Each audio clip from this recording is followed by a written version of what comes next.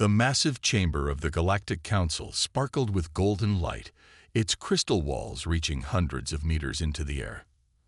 At the center, 12 ancient beings sat around a floating table, their forms barely visible beneath flowing robes of silver and blue. These were the Elders, the oldest species in the known galaxy, who had ruled the Council for over 50,000 years. "We have discovered another spacefaring race," announced High Elder White, his voice echoing through the chamber. A hologram appeared above the table, showing a blue and green planet. "They call their world Earth." The council members leaned forward, studying the rotating image. The planet's continents shifted slowly beneath white clouds, while thousands of satellites orbited above. Small colonies dotted Mars and the Moon, showing humanity's first steps into space. "How primitive," remarked Elder Green, her crystalline face reflecting disgust. "They've barely left their own planet. Look at their lifespans. Barely 100 years. Their children playing with dangerous toys." The council watched recordings of human activities, wars, pollution, but also great achievements, medical breakthroughs, quantum physics research, and rapid technological advancement. "They progress too quickly," said Elder Blue, his ancient eyes narrowing. "In just 300 years, they'd gone from horse-drawn carriages to quantum computers. This rate of advancement is disturbing." High Elder White raised his hand for silence. "We all remember what happened with the last species that developed so rapidly. The Great War nearly destroyed half the galaxy. We cannot risk another such incident." "What do you suggest?" asked Elder Red, the youngest of the council at merely 5,000 years old. "Containment," replied White. "We will place a quantum barrier around their entire solar system. No ships in, no ships out. Let them develop in isolation until they prove themselves worthy of joining galactic society." The vote was unanimous. None of them considered asking Earth's permission. Why should they? The Council had ruled the galaxy since before humans learned to make fire. In orbit around Neptune, the Council's massive ships appeared out of hyperspace. Their dark hulls stretched for kilometers, each one carrying enough power to destroy a small moon. Workers from humanity's outer solar system colonies watched in wonder as the massive fleet took position. The ships began to power up. Energy crackled between them, forming a massive web. Within hours, the entire solar system was enclosed in a shimmering barrier that looked like a soap bubble stretched across the stars. But the Council had made 3 critical mistakes. First, they had trapped over 10 million humans who were working in the outer colonies, cutting them off from Earth. These people, some of humanity's brightest engineers and scientists, would not forget this betrayal. Second, they had assumed that humanity would panic, that they would beg for mercy or try to break through the barrier immediately. Instead, there was only silence. And third, most dangerous of all, they had given humanity a priceless gift, a working example of their most advanced technology to study. Inside Earth's main defense headquarters, military leaders gathered around their own holographic display, watching the barrier form. General Thompson, head of Earth's Defense Force, turned to his assembled staff. "Ladies and gentlemen," he said calmly, "we are now at war. Not a war of weapons and ships, but a war of patience and intelligence. The Council expects us to act like children, throwing a tantrum at being grounded. Instead, we will study, we will learn, and when we're ready, we will show them exactly how dangerous humanity can be." As the barrier sealed Earth inside its golden cage, humans across the solar system began their work. In secret laboratories, on hidden space stations, and in underground bunkers, they started analyzing the quantum barrier. They didn't try to break it. They wanted to understand it, improve it, and turn it against its makers. The Council had meant to imprison humanity. Instead, they had given them the key to their own destruction. In their golden chamber, the elders congratulated themselves on a problem well handled. They expected Earth to contact them within days, begging to be released. But no messages came. The humans simply went about their business, seemingly accepting their fate. The council should have been worried about that silence. Very worried indeed. 6 months after the barrier went up, Captain James Miller stood at the window of Research Station Alpha, watching the golden shield shimmer against the black of space. The station, hidden in an asteroid belt between Mars and Jupiter, had become Earth's primary research facility for studying the alien technology. "Captain, you need to see this," called Dr. Anna West, her voice excited. She hadn't slept in 2 days, but her eyes were bright with discovery. "We've cracked it. The barrier. It's not just energy. It's alive, in a way." Miller walked to her workstation, where complex patterns danced across multiple screens. "Explain it simply, Doctor." "It's like a spider web made of thoughts," Anna said, pointing to the patterns. "The particles don't just block things. They talk to each other. They're connected, no matter how far apart they are. The aliens call it quantum entanglement, but they're only using a fraction of what it can do." Miller nodded slowly. "Can we copy it?" "Better." Anna grinned. "We can improve it. The council thinks they're so smart, but they've been using this technology the same way for thousands of years. They never thought to ask what else it could do." Across the solar system, other discoveries were being made. The stranded colonists beyond Mars had formed a tight network, calling themselves the Orphans of Sol. These men and women, cut off from their homes and families, turned their isolation into an advantage. In a hidden base on Titan, Tom Baker, a former mining engineer, led a team that had reprogrammed their equipment to absorb and study the barrier's energy. "It's like they gave us the keys to their kingdom," he told his team. "Every second the barrier stays up, we learn more about how their whole civilization works." Back on Earth, life appeared to continue normally. Humans went to work, children attended school, and cities buzzed with activity. But deep underground, in bunkers scattered across the planet, a revolution was taking place. In one such facility beneath the Rocky Mountains, General Thompson met with his advisors. "Report," he ordered. "Phase 1 is complete," said Colonel Lisa Reed, pushing forward a tablet. "Every major city has emergency quantum shelters. If the Council attacks, we can protect our people using their own technology against them." "The Space Force?" Thompson asked. "Completely rebuilt," another officer replied. "Our ships may look the same on the outside, but the insides—" He smiled. "Let's just say we're not so primitive anymore." The Council's spy ships watched all this from beyond the barrier. They saw humans going about their lives, apparently accepting their containment. Occasionally, they detected spikes of strange energy, but dismissed them as failed escape attempts. They were wrong.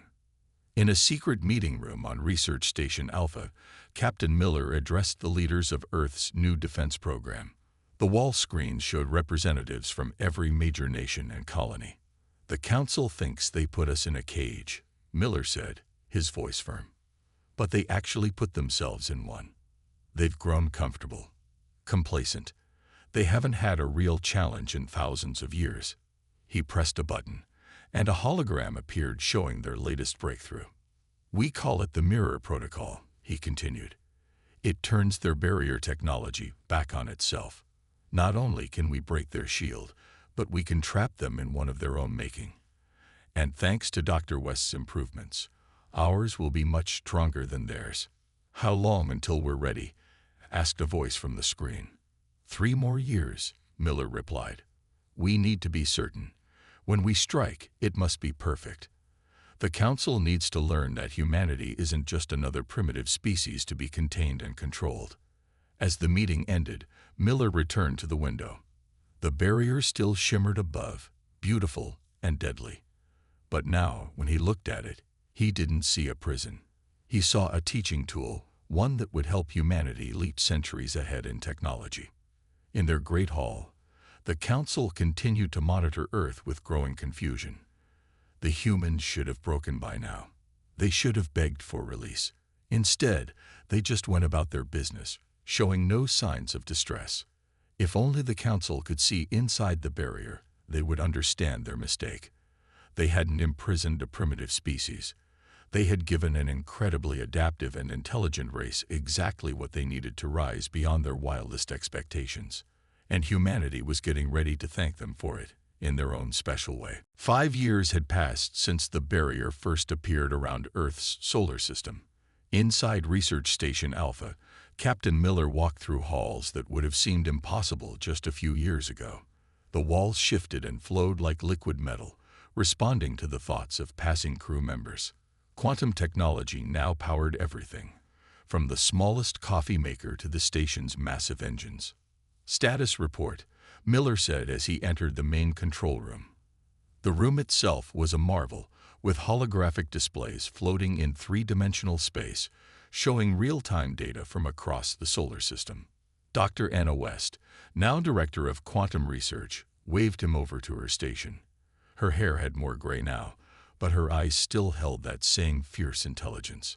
"The mirror protocol is ready," she said, pulling up a simulation. "Watch this." The display showed a miniature version of the Council's barrier. A pulse of energy hit it, and suddenly the barrier twisted, turning inward instead of outward. Once triggered, it traps them in their own energy field. Anna explained.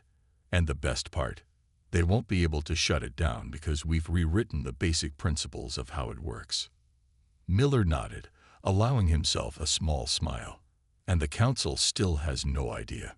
"Not a clue," said Tom Baker, walking in from the adjacent lab. The former mining engineer had become one of their top weapons developers. "Their spy ships just see what we want them to see. Those fake energy spikes we've been sending out. They think we're getting more desperate with each failed escape attempt." The truth was exactly the opposite. Every human colony in the solar system had been transformed. The original structures remained as shells, hiding the quantum technology that now ran everything. The Orphans of Sol had turned their exile into an advantage, creating a network of hidden bases throughout the outer solar system.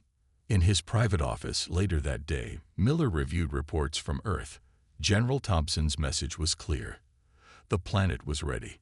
Every major military installation now housed ships and weapons that matched or exceeded Council technology. More importantly, they had developed defenses the Council had never even imagined. "They think they're watching us in a zoo," Miller muttered to himself. "But we've been watching them too." The Orphans of Sol had proven invaluable in this regard. Using their quantum-enhanced stealth technology, they had infiltrated several Council worlds. Their reports painted a picture of an empire grown lazy with power, relying on ancient technology they barely understood anymore. A soft chime interrupted his thoughts. "Captain," a voice called, "we're receiving the signal from Base Titan. The Council's annual gathering is confirmed. All elder species will be present in 3 months." Miller straightened in his chair. This was what they had been waiting for. Once every 10 years, all elder species gathered in their grand hall to celebrate their long rule over the galaxy. This year's gathering would be special. They planned to discuss the Earth situation. He pressed a button on his desk, sending out a prearranged signal. Within minutes, the leaders of Earth's Defense Force appeared on his screens. "Ladies and gentlemen," Miller began, "Operation Mirror is now active. All units have 3 months to complete final preparations.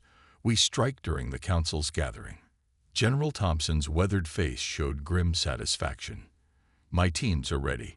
Every military base on Earth has been running daily drills with the new quantum ships. We can launch everything within 5 minutes of your signal."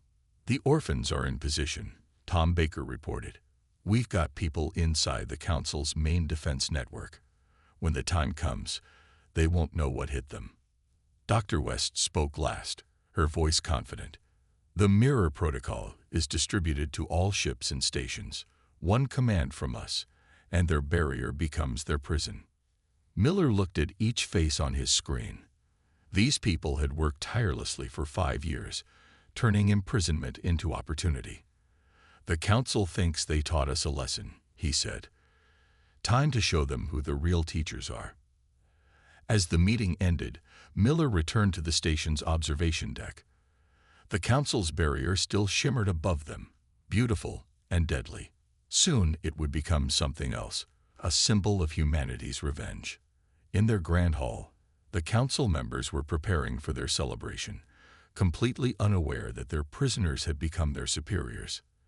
They had no idea that their greatest technology had been studied, improved, and turned against them.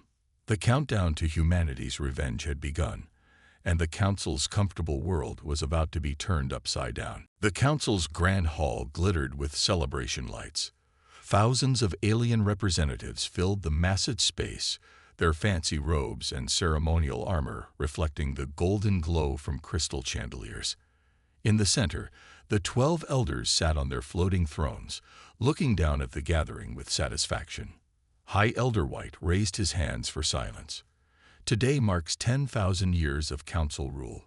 His voice boomed across the hall. We have guided the galaxy with wisdom, prevented wars, and contained dangerous species. He smiled, his ancient face creasing. Speaking of containment, let us view our latest success. A massive hologram appeared above the crowd, showing Earth's solar system wrapped in their barrier. These humans have been safely contained for 5 years, Elder Green announced proudly. See how quietly they. She never finished her sentence. At that exact moment, in Research Station Alpha, Captain Miller gave the command they had prepared 5 years for. Execute Operation Mirror. All units, begin Phase 1. Dr. West pressed her hand against a quantum sensor. The mirror protocol activated instantly. Across the solar system, every human ship and station powered up their new weapons. Back in the council hall, the hologram suddenly flickered. The barrier around Earth began to glow brighter, but something was wrong. Very wrong. What's happening? Elder Blue demanded, standing up from his throne. Before anyone could answer, the entire council fleet surrounding their gathering place sparked with golden light. Tom Baker's voice came through Miller's communicator. Mirror protocol successful, Captain. Their ships are trapped in their own quantum field. They're not going anywhere. The council members watched in horror as a new barrier formed around their fleet, their space station, and the Grand Hall itself. They were now the ones in a cage. Impossible. High Elder White shouted. How could they? The hologram above them changed.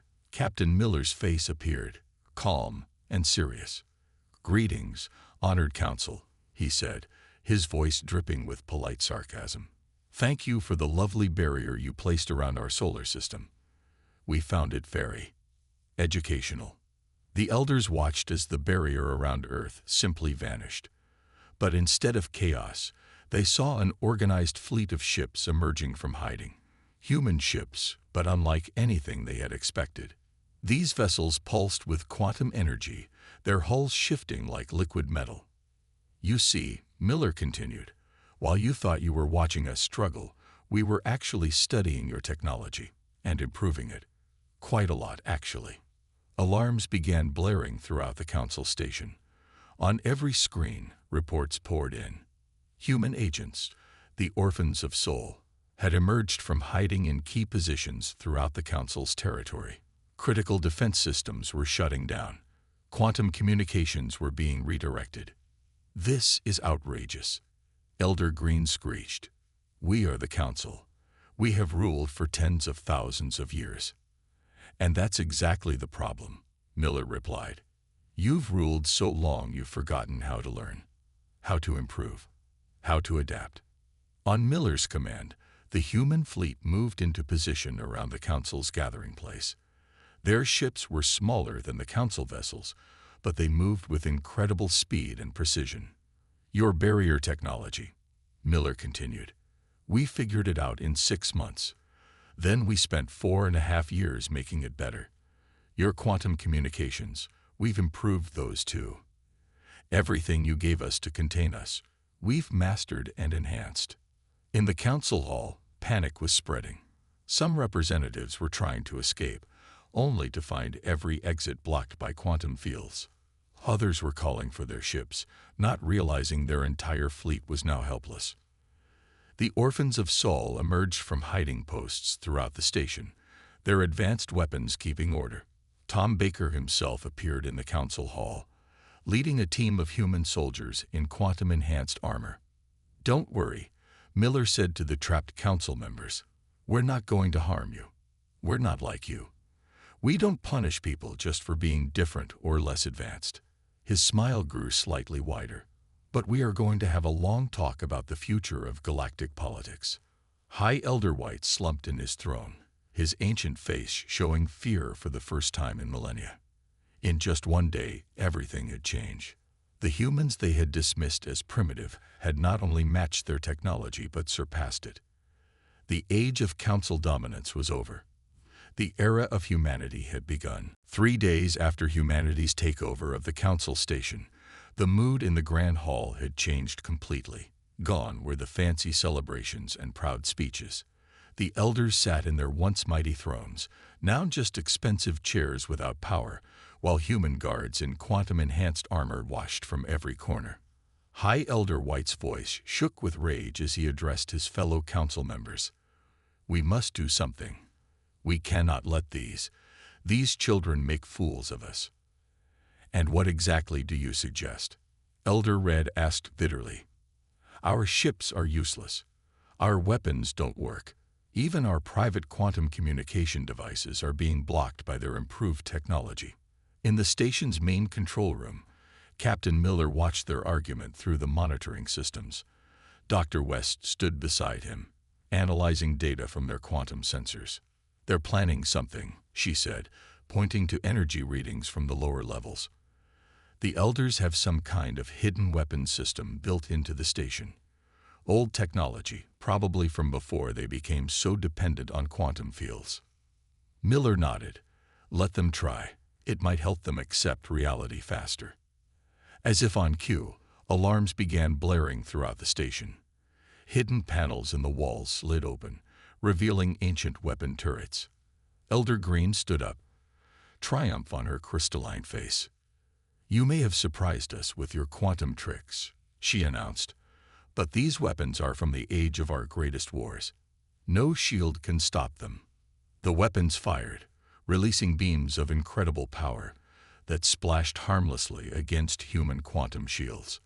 The council members watched in horror as their last resort weapons, capable of destroying moons, didn't even leave a mark. Tom Baker's laugh echoed through the hall. "Did you really think we only studied your barrier technology?" he asked, walking in with a casual stride. "We found references to these weapons in your ancient databases. Took us about 2 weeks to develop countermeasures." In another part of the station, younger council species were already adapting to the new reality.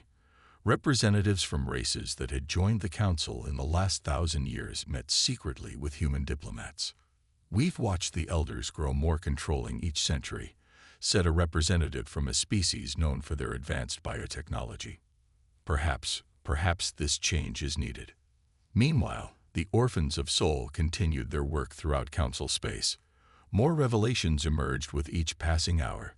The elders had been hoarding advanced technology, keeping newer council members dependent on them. They had suppressed scientific advancement, fearing any change to their comfortable rule. Back in the Grand Hall, Elder Blue tried one final desperate move. He activated a personal teleporter, ancient technology supposedly known only to the elders. Instead of escaping, he found himself teleported right into a human holding cell. "Like I said," Miller's voice came through the speakers, "we found everything in your databases. Your secret escape routes, your hidden weapons, your private technologies. Did you really think we spent 5 years doing nothing but looking at your barrier?" Dr. West's voice joined in. "Your biggest mistake was assuming we would think like you. You've had power so long. You only use technology one way. The way it's always been used. Humans, we look at something and immediately ask, what else can this do?" The elders watched as more young council species began openly supporting the humans. Races they had kept down for centuries saw an opportunity for real change. "You have 2 choices," Miller announced to the assembled council. "Choice 1, work with us to create a fair and progressive galactic society. Choice 2, resist and be removed from power completely." Either way, the old system is dead. High Elder White slumped in his throne, finally understanding the full extent of their failure. They hadn't just underestimated human technology. They had underestimated human nature itself. While the Council had spent millennia avoiding change, humans embraced it. While the Elders hoarded knowledge, humans shared and improved it.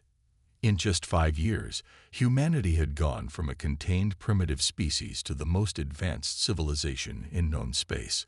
And they hadn't done it through war or conquest, but through learning, adapting, and outthinking their oppressors. The age of elder rule was truly over. The only question now was whether they would accept this new reality, or fade into irrelevance fighting against it. 1 week after humanity's takeover, the Grand Hall had been transformed. The floating thrones were gone, replaced by a simple round table. Captain Miller sat at this table, facing the 12 elders who now looked much less impressive in regular chairs. "Let's be clear about your situation," Miller said, his voice calm but firm. "We control your stations, your ships, and your communication networks. We found all your hidden weapons and secret facilities. The only reason we're having this discussion is because humans believe in fair chances." High Elder White's ancient face showed a mix of anger and fear. "What do you want from us?" Dr. West, sitting beside Miller, activated a holographic display showing the galaxy. "We want change," she said. "Real change. Look at this map. The red spots show worlds where you've suppressed technological advancement. The blue spots show resources you've hoarded. The yellow spots show species you've contained, like you tried to contain us." The map was filled with colored spots. Some of the younger council members gasped. They hadn't known the full extent of elder control. Tom Baker stepped forward, now wearing the uniform of the Human Defense Force. "Here's what's going to happen," he said, placing a data tablet on the table. "First, all contained species will be freed. Second, all hoarded technology will be shared. Third, the Council will be reorganized." Reorganized. Elder Green's crystal face flickered with alarm. "You can't just change a system that's worked for thousands of years." "Worked for whom?" came a new voice. A representative from one of the younger council species stood up. "It worked for you, the elders. The rest of us have been held back, forced to stay at acceptable technology levels." More representatives joined in, finally voicing centuries of frustration. The elders watched in shock as their perfect system crumbled before their eyes. Miller raised his hand for quiet. "Our proposal is simple. The new council will be based on merit, not age. Any species that can contribute will have an equal voice. Knowledge will be shared, not hoarded. Progress will be encouraged, not feared." Dr. West activated another display, showing the quantum technology humans had developed. "We've already improved your barrier technology by 300%. Imagine what could happen if all species worked together, sharing ideas instead of fighting for power." The orphans of Saul, watching from their positions around the room, smiled. They had seen firsthand how humanity's approach to technology could change everything. Their quantum-enhanced ships and weapons were proof that progress didn't have to take millennia. But the order of things, Elder Blue sputtered. "The natural hierarchy is a lie you created," Miller cut in. "Nature doesn't care how old you are. It cares about adaptation, about learning and growing. Something you forgot long ago." A young council member from a species known for their mathematical skills spoke up. "Humans improved our quantum technology more in 5 years than we did in 5,000. Perhaps it's time to listen to them." The mood in the room shifted. More and more species began voicing support for the human proposal. The elders found themselves increasingly isolated. "We're not seeking revenge," Miller continued, his voice softer now. "We could have destroyed you. Instead, we're offering partnership. Real partnership, not the fake one you offered other species. Help us build something better than your old system." Dr. West added, "Your experience combined with our innovation. Your stability with our drive to improve. Think about what we could achieve together." The elders huddled together, whispering urgently. They could see their powers slipping away, but they could also see an opportunity. Work with the humans and keep some influence, or resist and lose everything. High Elder White finally spoke, his voice heavy with resignation. We will consider your proposal." "Good," Miller nodded. "But understand this. The old council is dead. Whether you help build the new one is your choice, but change is coming either way." As the meeting ended, humans and aliens mingled together, already sharing ideas and possibilities. The elders watched as their carefully controlled galaxy transformed before their eyes. The age of suppression was over. The age of cooperation had begun, and it had all started because they underestimated a primitive species from a small blue planet. 1 year after humanity's takeover of the Council Station, the galaxy had changed more than it had in the previous 1,000 years. The Grand Hall, once a symbol of elder dominance, now buzzed with activity as representatives from hundreds of species worked together in the newly formed Galactic Alliance. Captain Miller, now Admiral Miller, stood at the observation deck of the renovated station, watching ships from different worlds come and go. The vessels were a mix of styles and technologies. Some still used traditional council designs, while others had adopted human quantum innovations. "Admiral," Dr. West called, walking up to join him. "The latest reports from the freed worlds are in. You'll want to see this." The holographic display showed stunning progress. Planets that had been contained, like Earth, were now thriving. The sharing of technology had led to an explosion of innovation across the galaxy. "Look at these numbers," Dr. West said, her eyes bright with excitement. "The Centauri system has already adapted our quantum shield technology to improve their planetary defense systems. The Rigel colonies have combined their biotechnology with our quantum computers to cure 3 major diseases." Tom Baker entered the room, now wearing the uniform of the peacekeeping force, a new organization created from the former Orphans of Sol. "You won't believe what we found in the old Elder archives," he said, placing a data crystal on the display table. They weren't just hoarding technology. They were hiding entire civilizations they thought were too dangerous to join galactic society. Miller shook his head. "How many?" 17 advanced species, all trapped behind barriers like we were. We've already freed 12 of them. The last 5 will be released by the end of the month." The station's central chamber, once reserved for elder ceremonies, had been transformed into a massive research center. Scientists from different species worked side by side, sharing knowledge and ideas. Even some of the younger elders had joined in, finally embracing change instead of fearing it. High Elder White, now simply Advisor White, approached Miller with a humbled expression. "I must admit," he said quietly, "we were wrong about humans. We thought containing you would prevent chaos. Instead, our actions led to the greatest positive change in Council history." Miller nodded. "Fear of change was your weakness. Embracing change is humanity's strength. Look around. Is this chaos? Or is it progress?" The scene before them showed the answer. The new Galactic Alliance had achieved more in 1 year than the old Council had in centuries. Quantum technology, once restricted to simple barriers and communications, was being used in ways the elders had never imagined. The Orphans of Sol had transformed from exiles into the galaxy's most respected peacekeepers. Their knowledge of both human and council technology made them perfect mediators between different species.